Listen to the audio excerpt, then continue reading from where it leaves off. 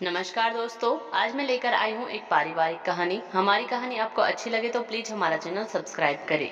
मोहन ने अपनी शिक्षा पूरी कर ली थी और उसे एक सरकारी स्कूल में नौकरी भी मिल चुकी थी।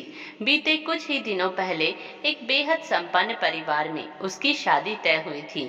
आज शाम जब वह अपने विद्यालय से लौटकर बच्चों की पेपर्स चेक करने में उलझा हुआ था कि अचानक उसके कमरे में उसके पिताजी और बड़े भाई साहब के साथ उसके होने वाले ससुर ने भी एक साथ प्रवेश किया। आदत अनुसार मोहन ने सबको प्रणाम किया। अभी कुछ ही देर वह कुर्सी पर बैठे थे कि उसके होने वाले ससुर जी ने कमरे में चारों तरफ नजर दौड़ाते हुए कहा, एसी लगाने के लिए ये दीवार ठीक रहेगी और इस दीवार पर एलईडी, यहाँ अलमारी, ड्रेसिंग टेबल, दीवार पर इस रंग का पेंट। कमरे का पूरा साज सज्जा तय कर पुनः ड्राइंग रूम में आ गए। गहने, कपड़े, मिठाई, फ्रिज, वॉशिंग मशीन आदि आदि का ब्रांड बताते हुए मोहन की तरफ मुखातिब होते हुए बोले, बेटा जिस ब्रांड की कार जिस कलर में चाहिए बता देना, शोरूम चलकर वही ले दूंगा। होने वाले ससुर के ये बातें मोहन के स्वाभिमान को बड़ा ठेस पहुंचा रही थी। उसे लग रहा था जैसे उसकी खुददारी पर कोई हथौड़ा चला रहा हो। अब तो उसके बर्दाश्त से बाहर हो गया। उसने एक कठोर निर्णय लिया और दो टूक कहा, आदरणीय, मुझे एसी टीवी कार लाने वाली दुल्हन नहीं चाहिए। मुझे मेरे साथ कदम से कदम मिलाकर चलने वाली पत्नी चाहिए।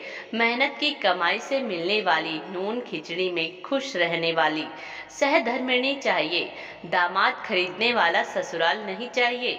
यदि आपको और आपकी बेटी को अपने पति की कमाई और यही समान स्थिति में रहकर जीवन व्यतीत करना मंजूर हो तो आगे से अपना आशीर्वाद देने के लिए पधारिएगा, वरना आप किसी अन्य रिश्ते को देखिए, कहकर मोहन ने दोनों हाथों को जोड़कर ससुर जी को अपना निर्णय सुना दिया।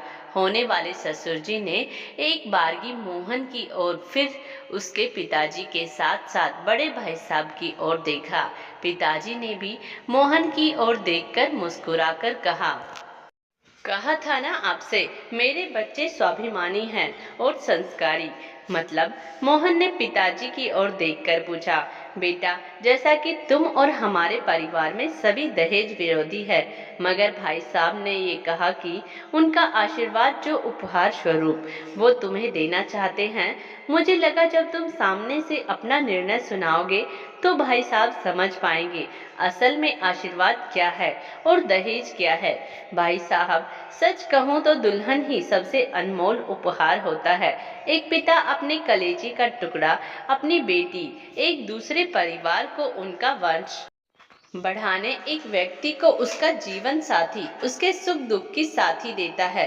ये अनमोल उपहार है जो कि एक कन्यादान करने वाले पिता को ईश्वर की ओर से वरदान स्वरूप मिलता है। अब आप समझ ही गए होंगे कि आखिर हमें क्या आशीर्वाद और क्या दहेज चाहिए। क्यों? मुस्कुराते हुए मोहन के पिताजी बोले, धन्य है भाई साहब, आप और आपके परिवार में ये स्वाभिमान और संस्कार। ईश्वर करे हर एक लड़के और उसके परिवार में सभी को दे, ताकि दुनिया में कभी किसी लड़की के जन्म पर एक पिता टेंशन में नहीं बल्कि खुशियों से झूमता हुआ रहे, और ईश्वर ने उसे कन्यादान करने का सौभाग्य दिया है। कहते हुए मोहन के पिताजी के गले लग गए और अपने हाथ आशीर्वाद स्वरूप मोहन के सिर पर रख दिए।